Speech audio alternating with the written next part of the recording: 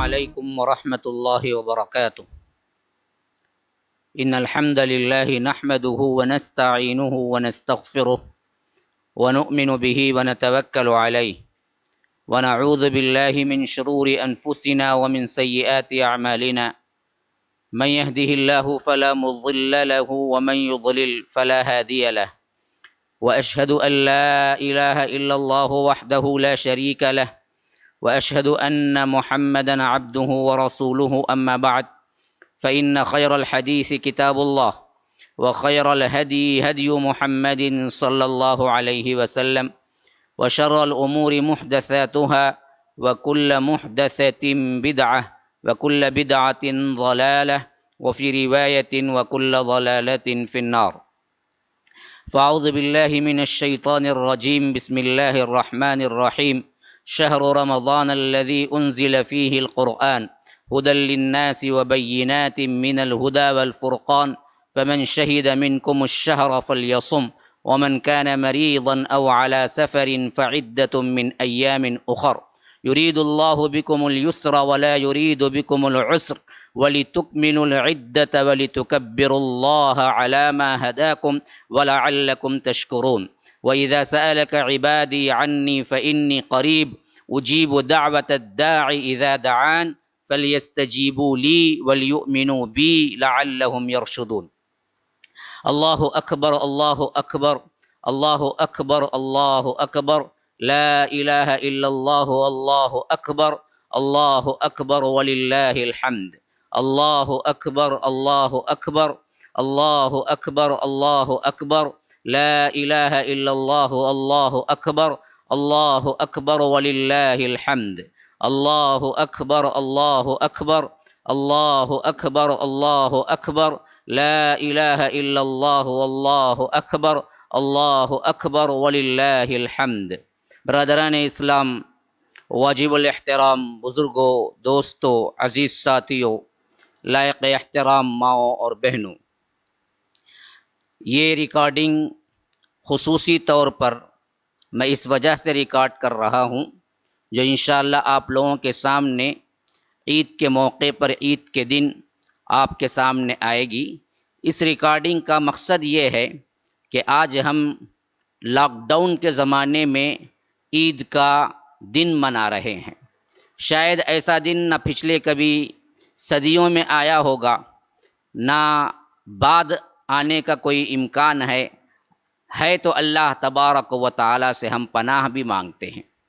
ایسی عید مسلمانوں نے کبھی نہیں کی ہوگی، اور عید کا معنی ہے دوبارہ لوٹ کے بار بار آنا، اور یہ لفظ عید قرآن میں بھی استعمال ہوا ہے، خاص کر اس واقعے میں جس میں حضرت عیسیٰ علیہ السلام سے ان کے حواریین نے ایک خوان مانگا تھا، جو سورہ مائدہ کے اندر ذکر ہے۔ اور مائدہ کا مفہوم بھی کیا ہے؟ دسترخوان کا مطلب ہے۔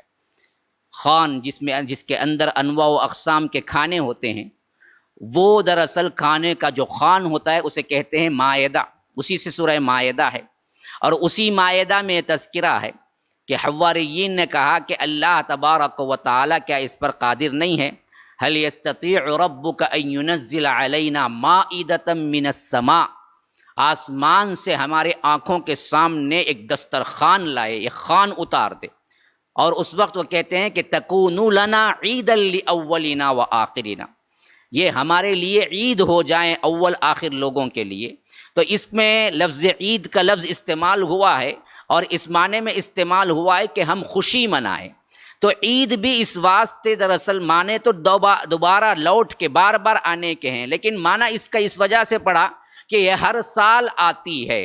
اور اللہ کے فضل و کرم سے جب اللہ کے رسول صلی اللہ علیہ وسلم نے مدینہ پہنچے اور دیکھا کہ وہاں کے لوگ بھی چند دن کھیل کود کے یہ بطور عید کے منا رہے ہیں، تو اللہ کے رسول صلی اللہ علیہ وسلم نے فرمایا کہ اللہ نے ان دنوں کے بدلے ہمیں 2 دن اور دیے ہیں، جو کہ تم ہی بطور شکر، بطور عید کے تم منائیں۔ ایک وہ دن ہوتا ہے جو رمضان المبارک پورا کر کے 1 شوال کو ہم عید مناتے ہیں، اور دوسری عید وہ ہے جو 10 ذی الحج کو ہم مناتے ہیں عید الاضحیٰ کے طور پر۔ یہ 2 دن عید اللہ کے رسول صلی اللہ علیہ وسلم نے فرمایا، اور خاص کر علماء اور فقہاء نے لکھا ہے کہ ان 2 دنوں کے علاوہ اور 3 دن ایام تشریق کے، یہ 5 دن روزہ رکھنا حرام ہے، حرام ہے اس دن، عید کے دن، عید الاضحیٰ کے دن، عید الاضحیٰ کے بعد کے 3 دن، 13، 14، 11، 12، 13، یہ 3 دن۔ تو اس حیثیت سے عید ایک خوشی کا موقع ہے اور ایک اجتماعیت کا موقع ہے، لوگ ایک دوسرے سے ملتے ہیں، مبارکباد دیتے ہیں، مصافحہ کرتے ہیں، معانقہ کرتے ہیں، عید کی کیا ہے، ایک دوسرے سے کیا ہے، مبارکبادیاں وصول کرتے ہیں۔ یہی ہم نے اپنے بچپن سے دیکھا ہے اور اسی کے ساتھ ساتھ ہم عید مناتے آ رہے ہیں۔ لیکن آج بڑے افسوس کے ساتھ کہنا پڑتا ہے، لاک ڈاؤن میں ہم عید منا رہے ہیں، تو ہم کیسے منائیں اس عید کو؟ تو ہم نے سوچا کہ لوگ اکٹھے ہو کے گھر کے افراد جس طرح نمازوں کو اپنے اندر باجماعت پڑھ لیا کرتے تھے، تقریباً کیا ہے 2 مہینے کے قریب سے مساجد بھی بند ہیں لاک ڈاؤن کی وجہ سے، تو ان مساجد میں آنے والوں کے لیے کتنی تڑپ ہوگی یہ اللہ ہی بہتر جانتا ہے، کنہوں نے کیا ہے، جنہوں نے کیا ہے رو رو کے بھی دعائیں کی ہوں گی کہ اے اللہ ہمیں کچھ نہیں چاہیے، ہم مسجد پہنچ کے باجماعت نماز ادا کر لیں، لیکن ابھی تک کیا ہے مساجد لاک ڈاؤن سے باہر نہیں نکلی۔ تو جیسے اس وقت آپ 5 وقتہ نماز اپنے گھر کے افراد کے ساتھ پڑھ لیا کرتے تھے، ویسے ہی نماز عید بھی آپ پڑھ لیں، جیسا کہ میں پہلے بیان کر چکا ہوں، اور علماء نے کیا ہے باقاعدہ تشریح کی ہے کہ یہ نماز اگر چھوٹ گئی تو پڑھ سکتے ہیں، تو اسی طرح لاک ڈاؤن میں ہم مسجد نہیں جا سکتے تو آپ پڑھ لیں۔ تو مسجد میں نہ جانے کی وجہ سے گھروں میں اہتمام کر کے ان اوقات میں پڑھ لیں جو اوقات سب سے زیادہ مناسب ہیں، جیسا کہ میں نے بتایا تھا کہ سورج کے نکلنے کے 10-20 منٹ بعد سے وقت شروع ہوتا ہے زوال تک، لیکن مناسب یہ ہے کہ آپ اس کو جلد سے جلد ادا کر لیں، 7 یا یوں سمجھو کہ 6:45، 7:15، 7:30 آخری رکھ لو، اس حیثیت سے آپ ادا کر لیں گے تو آپ کے اندر وہی نشاط اور وہی کیا ہے سسٹم آپ کو نصیب ہوگا جو آپ مسجد میں جا کے ادا، سستی نہ کریں، گھر ہی میں تو ادا کرنا ہے، تو پھر ہم اپنے منمانے طریقے سے اٹھیں گے، ہم منمانے طریقے سے غسل کریں گے، پھر کیا ہے کوئی 11 کو کھڑا ہوگا، کوئی 10 کو کھڑا ہوگا، ایسا نہ کریں، ایسا نہ کریں۔ اور غسل کا اہتمام، نماز فجر کا اہتمام کرنے کے بعد تھوڑی دیر کیا ہے رک جائیں، اور اس طرح علماء نے یہاں تک کہا ہے کہ ان کی سنتیں جو ہیں اس کو بھی فالو کرنا چاہیں تو کر سکتے ہیں، جیسا کہ اس کی نماز کو نکلنے سے پہلے اللہ کے رسول طاق تعداد میں کیا ہے کھجوریں کھا کے نکلتے تھے عید الفطر میں، اور عید الاضحیٰ میں آ کے کھاتے تھے، تو اب نکلنا تو نہیں ہے لیکن کچھ وقفہ پہلے آپ کیا ہے اس سنت کو ادا کرنے کے لیے اس نیت سے آپ طاق تعداد میں 1، 3، 5 اس طرح کھجوریں کھائیں گے تو اللہ وہ ثواب دے گا۔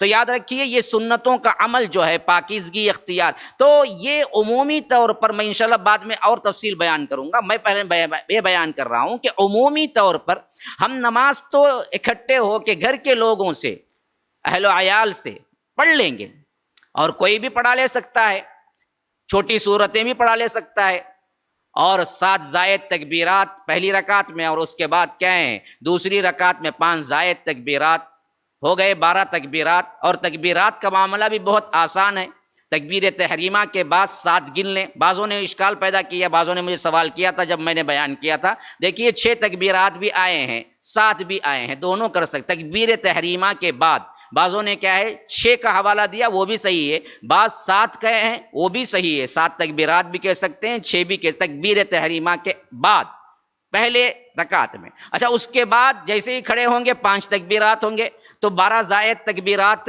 ہو گئی۔ اگر تکبیر تحریمہ ملائیں گے تو بعضوں نے پوچھا تھا کہ 13 ہو جائیں گی نا، 13 نہیں ہوں گی، تکبیر تحریمہ کے علاوہ 12 ہی ہوں گی۔ تو اس حیثیت سے کوئی بھی اللہ اکبر اللہ اکبر اللہ اکبر گنتی کر کے بعد میں سورہ اعلیٰ اور سورہ غاشیہ نہ ہو تو کوئی بھی چھوٹی سورت، سورہ اخلاص، قل اعوذ برب الفلق، قل اعوذ برب الناس، جیسی استطاعت ہے گھر کے مرد کی پڑھا دے، تو یہ تو پڑھا لے سکتے ہیں۔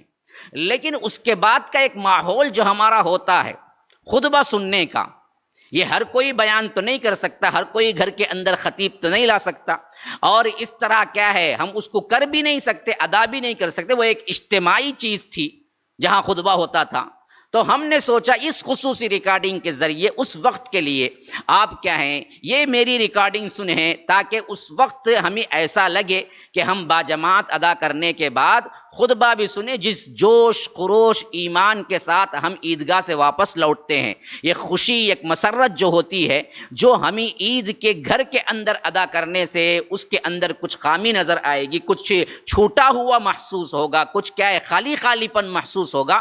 تو ہم نے مناسب سمجھا کہ اس حیثیت سے آپ کو کیا ہے ایک 10-15 منٹ کا ایک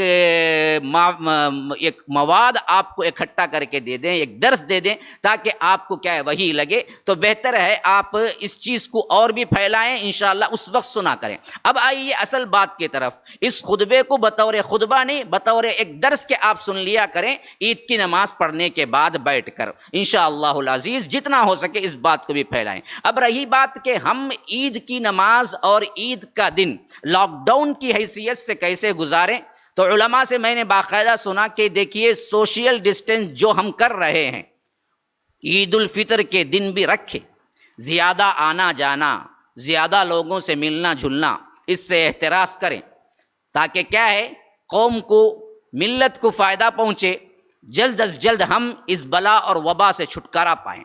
اور اس عید کی نماز میں وہ تمام اہتمام کریں جو اہتمام عمومی طور پر آپ کیا کرتے ہیں، اور خاص کر جو اہتمام اسلاف سے ہمیں منقول ہے وہ یہ ہے کہ اچھے کپڑے پہننا یا نیا کپڑا پہننا.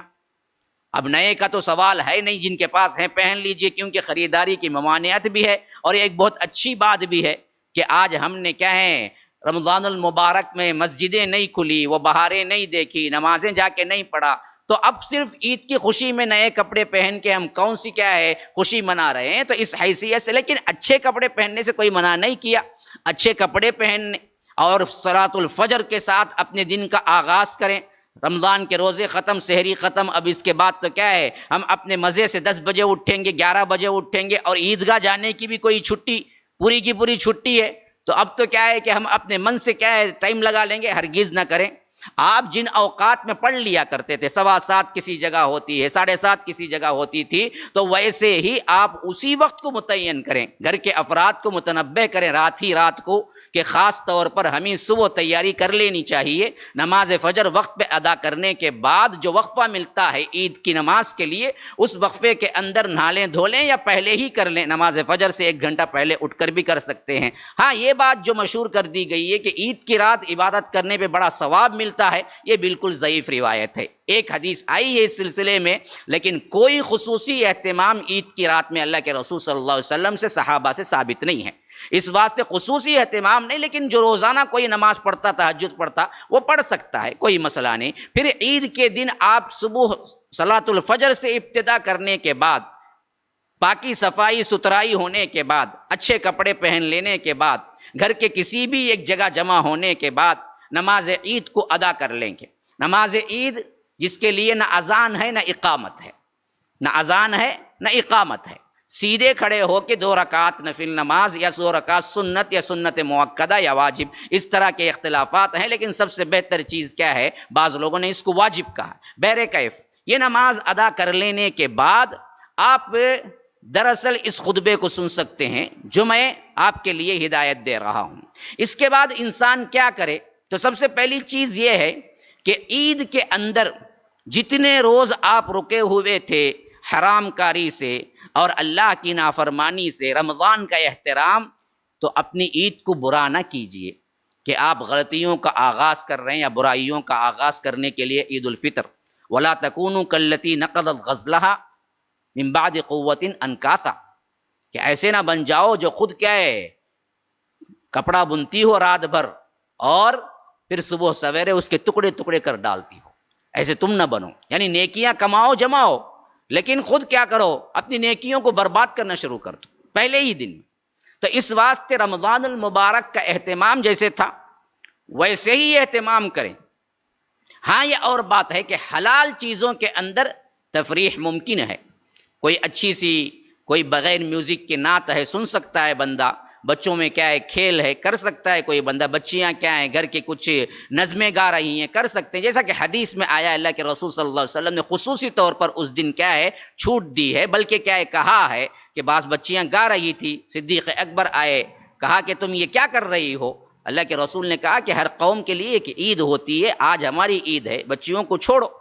وہ چھوٹی بچیاں، نابالغ بچیاں تھیں، اور وہ گا رہی تھی جنگ بعاث کے اس زمانے کی نظمیں جو جنگ میں گایا کرتے تھے۔ بہرکیف اسی طرح کیا ہے حبشیوں کا اپنے نیزوں سے کھیلنا، صحن نبوی، مسجد نبوی کے بالکل صحن میں سامنے حبشی کھیل رہے تھے، اللہ کے رسول صلی اللہ علیہ وسلم دیکھ رہے تھے، اور اماں عائشہ پیچھے سے آئی تو کہا کہ تم بھی دیکھنا چاہتی ہو؟ کہا کہ ہاں۔ تو اللہ کے رسول صلی اللہ علیہ وسلم نے کہا کہ دیکھو، حتیٰ کہ اماں عائشہ کہتی ہیں کہ میں اللہ کے رسول کے کندھے پہ اپنا سر رکھ کے دیکھنے لگی، اور اللہ کے رسول صلی اللہ علیہ وسلم نے حبشیوں سے کہا کہ دیکھو ذرا تیز کھیلو، یعنی کھیل میں مگن ہو جاؤ۔ اب اماں عائشہ بھی دیکھ رہی ہیں تو تم کھیل میں مگن ہو جاؤ۔ پھر اس کے بعد اللہ کے رسول صلی اللہ علیہ وسلم اتنی دیر کھڑے رہے جب تک کہ اماں عائشہ کھڑی رہی، یہاں تک کہ خود اماں عائشہ رضی اللہ عنہ کہتی ہیں کہ میں تھک گئی، تو تب جا کے اللہ کے رسول صلی اللہ علیہ وسلم نے پوچھا کہ بس کافی ہے؟ تو کہا کہ ہاں بس کافی ہے۔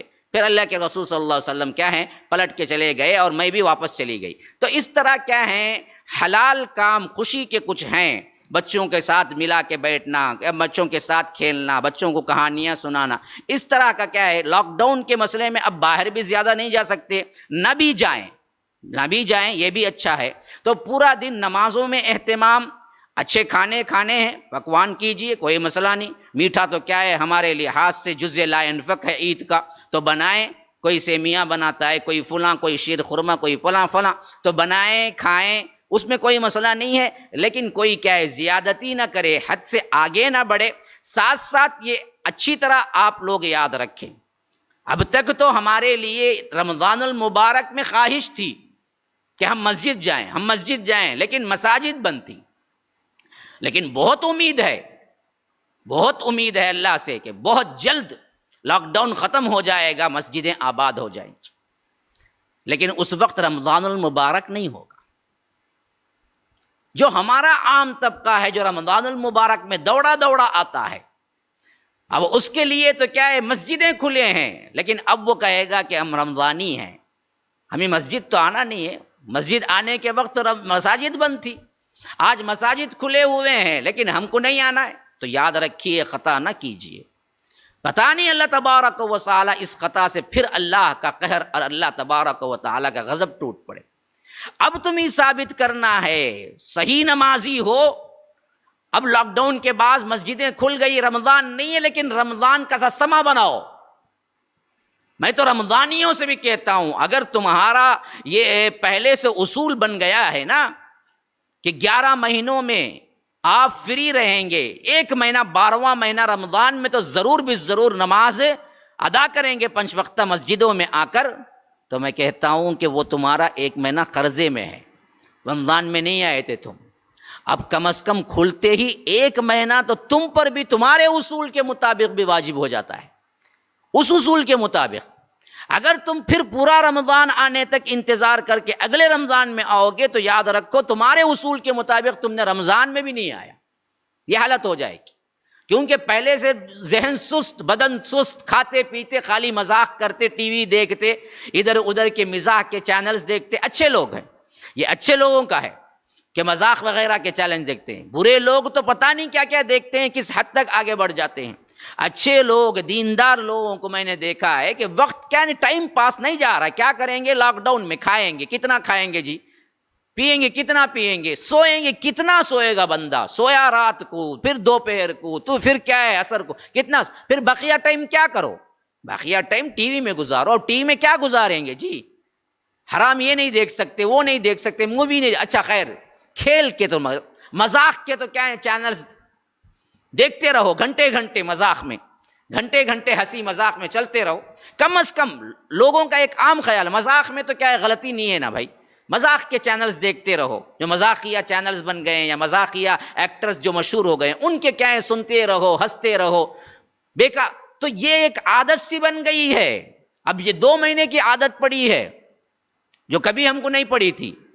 کتنا بھی انسان کیا ہے فری ہو لیکن اس کو ایک کچھ نہ کچھ بزنس تھا، کچھ نہ کچھ کیا ہے ضروری تھا نکلنا، اس کے لیے بھی اب 2 مہینے یا اس کے بعد اب کھلیں گے تو یاد رکھو عید ہم تو گھر میں گزار رہے ہیں، لیکن عید کے بعد جب مساجد کھلیں گے اور حی علی الصلاح حی علی الفلاح کی ندا آئے گی، اس وقت تم پھر بہانہ کرو گے تو پتہ نہیں اللہ کا عذاب پھر مسلط ہو جائے اور اللہ تبارک و تعالی مسجدوں کے دروازے تمہارے لیے بند کر دے۔ یہ کچھ کتنا بڑا عذاب نہیں ہے، یہ خود بھی بہت بڑا عذاب ہے. کہ میں نے بعض لوگوں سے سنا تھا، بڑی اچھی بات لگی مجھے بھی، کہ کہہ رہے تھے کہ اگر کسی کام کے کرنے میں تمہارے لیے جائز اور تمہاری استطاعت کے اندر ہو، اسلام کے کسی نیک کام کو کرنے میں تمہارے پاس استطاعت بھی ہو اور تمہارے لیے اس کے کرنے میں آسانی بھی ہو، پھر بھی اگر تم نہ کرو گے تو اللہ تبارک و تعالی زبردستی بند کروا دے گا، پھر چاہو گے بھی تو نہیں کرو گے. تو یہ اللہ کا ایک اصول ہے.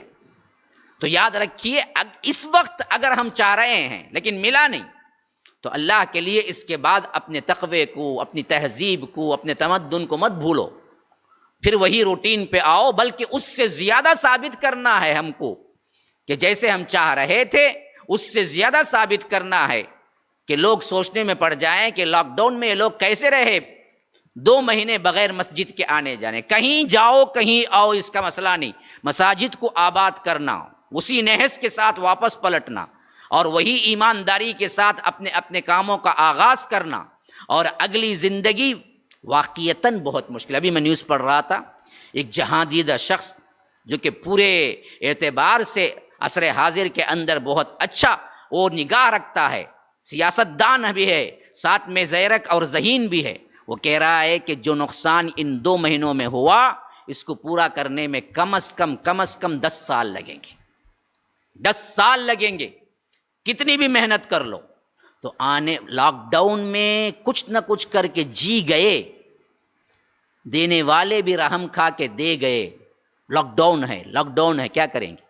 لیکن یاد رکھو اصل مرحلہ تو ہمارا وہ شروع ہوگا جہاں لاک ڈاؤن ختم ہوگا، پھر اس کے بعد سب نفسی کا عالم ہوگا، اور تمہیں وہ تمام چیزیں جو لاک ڈاؤن کی وجہ سے دراصل چھوڑ دی گئی تھی یا معاف کر دی گئی تھی، گورنمنٹ بھی نہیں کرے گا.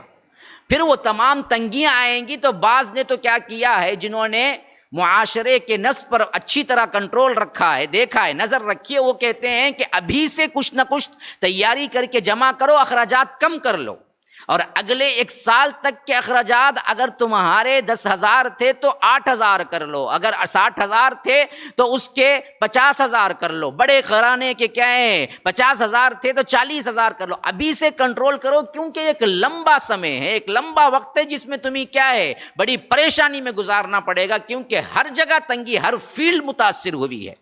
تو اس حیثیت سے آپ دنیاوی اعتبار سے بھی اپنے آپ کو نظر میں رکھنا چاہیے کہ میں کیسے زندگی گزاروں، اور دینی اعتبار سے بھی اللہ سے اور آگے بڑھو، اور لو لگاؤ، اور رو گڑ گڑاؤ، اللہ تبارک و تعالیٰ کے حدود میں رہو. اللہ نے جو اسلام آپ کو دیا ہے اس پر چلنے کی کوشش کرو، اور اس حیثیت سے مقرب اور اطاعت میں لگے رہو، مقرب ترین بننے کی کوشش کرو، تاکہ اللہ یہ وبا ٹالنے کے بعد، یہ وبا پورا ختم ہونے کے بعد کم از کم اللہ تبارک و تعالی ہمارے حال پر رحم کر لے اور ہمارے لیے کشادگیاں پیدا کر دے. تو یاد رکھیے مسلمانوں، عید کے دن کے اندر آپ لوگ جائز خوشیوں کے اندر رہیے، ناجائز کام نہ کیجیے، ناجائز حرکات نہ کیجیے. اللہ تبارک و تعالی کے پاس معافیاں مانگتے رہیے، اللہ تبارک و تعالی کی اطاعت میں اور آگے بڑھ جائیے. اور اس کے بعد لاک ڈاؤن کھلے گا تو یاد رکھو اپنی نمازوں کی پابندی کرو، اپنی اطاعت کی پابندی کرو، اپنے حدود کی پابندی کرو، اللہ سے دعا مانگتے رہو،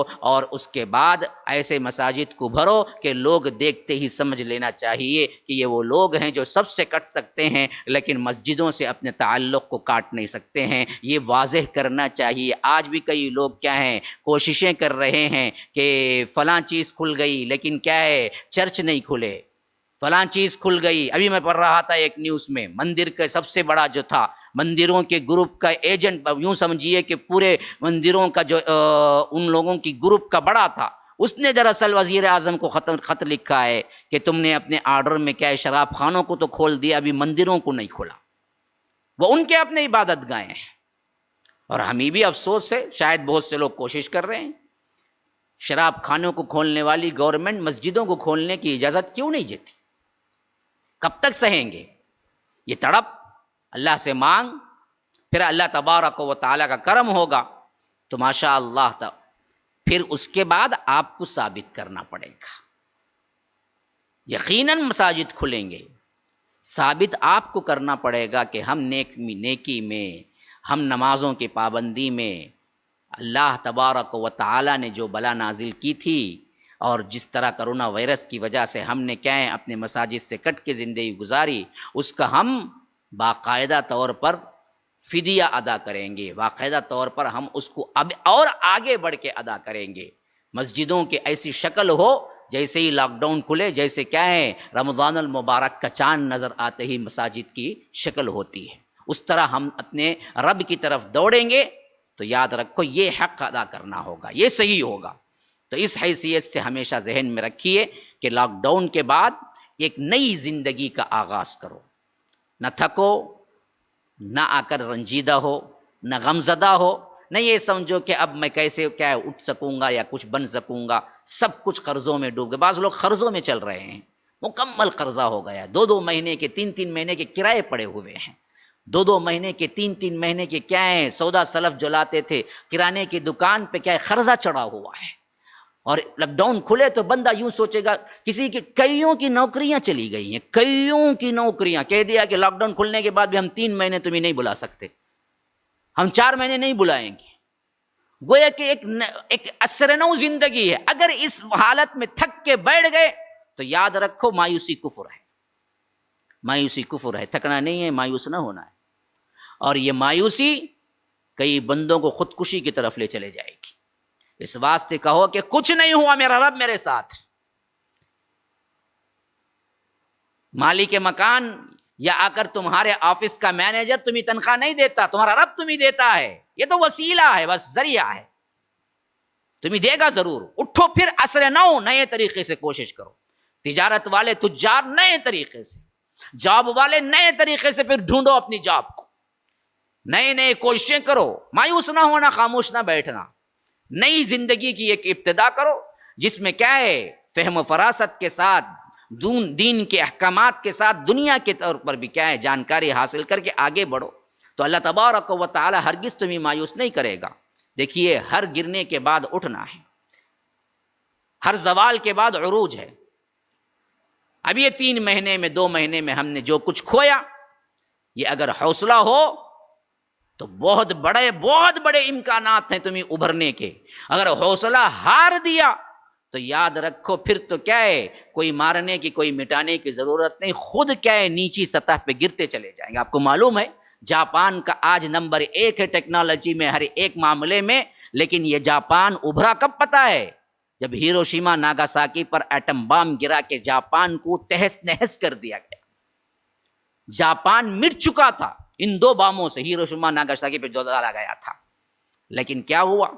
50 سال میں ٹارگٹ بنایا جاپان، ہم کو اٹھنا ہے اور دنیا کی سب سے جدید ترین کنٹری بننا ہے، بنا کے دکھایا، حتیٰ کہ اس نیوکلیئر ویپنز کی وجہ سے کئی سال تک بچے معذور پیدا ہوئے، کسی کی آنکھ نہیں، کسی کی ٹانگ نہیں، کسی کے عجیب و غریب بچے پیدا ہوئے، خالی 10-15 سال تک اس کا اثر رہا۔ تو جب گرا ہوگا تو کیا ہوا ہوگا؟ دنیا کا پہلا ایٹم بم جو گرایا، ہاں بستی کی بستی نے تباہ ہو کے رہ گئی، لیکن وہ اٹھا، بچہ کام کیا، اور آج جاپان نمبر 1 پہ ہے۔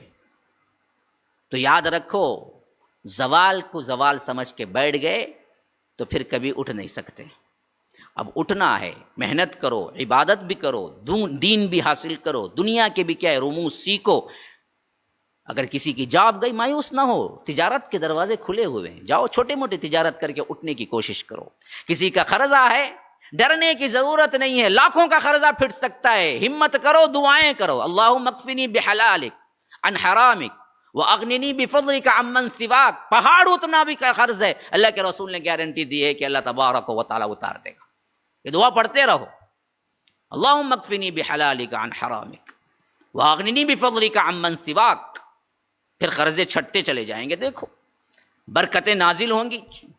تو آپ مایوس نہ ہوں، آگے بڑھیں، اور اس طرح زندگی کا اٹھان ایک منصوبے کے ساتھ اٹھیں، دین کا بھی کام کریں، دنیا کا بھی کام کریں، انشاءاللہ تبارک و تعالی۔ اللہ تبارک و تعالی کی معیت اور اس کا ساتھ ہمارے ساتھ خصوصی ہوگا، اور اس کی رحمتیں اور برکتیں خصوصی ہوں گی۔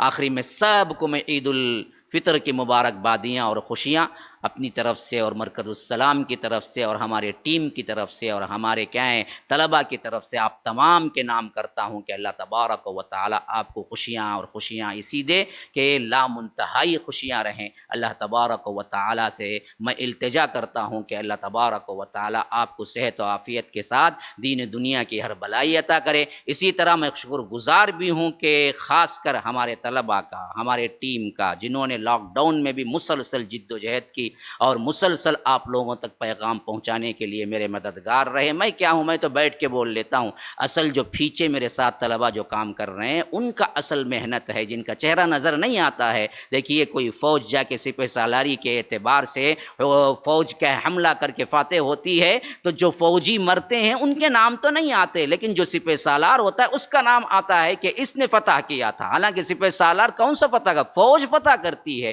یہی حال میرا بھی ہے کہ نام تو میرا آ جاتا ہے کہ میں نے کیا ہے دروس دیا ہے، لیکن اس دروس کے پیچھے میرے طلباء وہ ہیں جو کھڑ کے کیا کیا تھا، اپنا تن من دھن وقت لاک ڈاؤن میں بھی پورا صرف کیا تھا۔ تو اس حیثیت سے میں اپنے ممبران کو، میں اپنے خاص طلباء کو سب سے کیا ہے شکر گزار ہوں کہ اللہ تبارک و تعالی انہیں اس کا بہترین بدلہ جنت الفردوس کی شکل میں عطا فرمائے۔ اللہ تبارک و تعالی انہیں سعادتوں سے محروم نہ رکھے۔ اللہ تبارک و تعالی انہیں آسانیاں عطا کرے، دین میں بھی دنیا میں بھی ہر معاملے میں بھی صحت و عافیت کے ساتھ ترقی عطا فرمائے۔ ھذا وباللہ التوفیق وصلی اللہ وسلم علی نبینا محمد۔ اسأل اللہ لی ولکم ولسائر المسلمین من کل ذنب فاستغفروہ انہ هو الغفور الرحیم۔ والسلام علیکم ورحمۃ اللہ وبرکاتہ۔ سبحانک اللہم وبحمدک اشہد ان لا الہ الا انت استغفرک واتوب الیک۔